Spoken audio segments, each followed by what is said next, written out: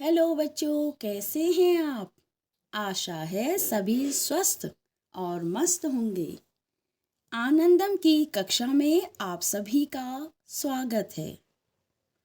आज की कहानी है रास्ते का पत्थर। राजू का स्कूल गांव से बहुत दूर था और यातायात के साधन न होने के कारण उसे स्कूल पैदल ही जाना पड़ता था। उसके कुछ साथी भी उसके साथ स्कूल जाते थे।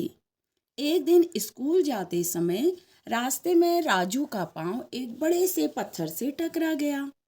राजू रुका और अपने पांव को सहलाने लगा।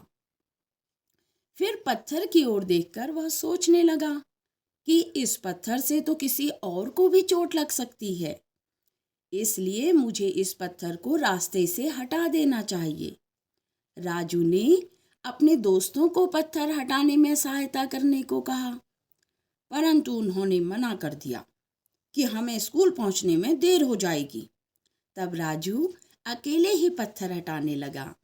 बहुत कोशिशों के बाद वह पत्थर हटाने में सफल हो गया। राजू को स्कूल पहुंचने में देर हो गई थी। सभी बच्चे प्रार्थना की पंक्ति में खड़े थे। शिक्षिका ने देखा राजू के हाथ और पैर कपड़े गंदे हो रहे थे और वह थोड़ा लड़खड़ाकर भी चल रहा था। शिक्षिका ने राजू को हाथ मुंह धोकर पंक्ति में आने को कहा। सभी बच्चे राजू को देखकर हंस रहे थे। जब प्रार्थना सभा पूरी हुई तो शिक्षिका ने सभी बच्चों से कहा कि आज सुबह उठने से लेकर स्कूल आने तक के अपने आज के सभी कार्य के बारे में बताओ। सभी बच्चे रोजमर्रा के कार्य बताने लगे।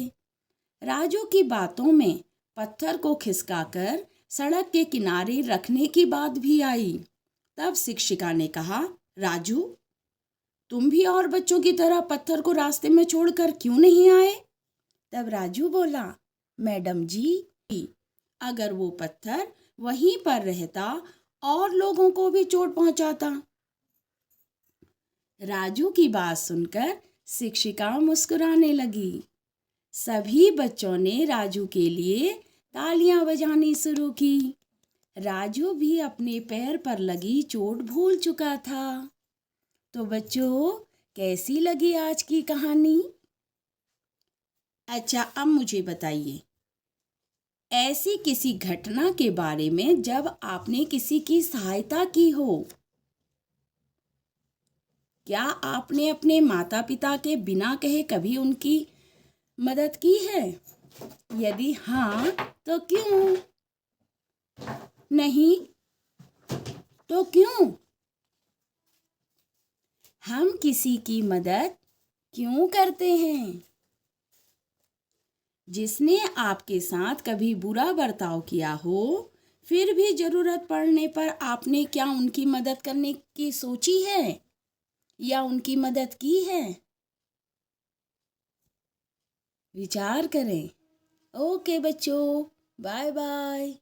कल फिर मिलते हैं एक नई कहानी के साथ।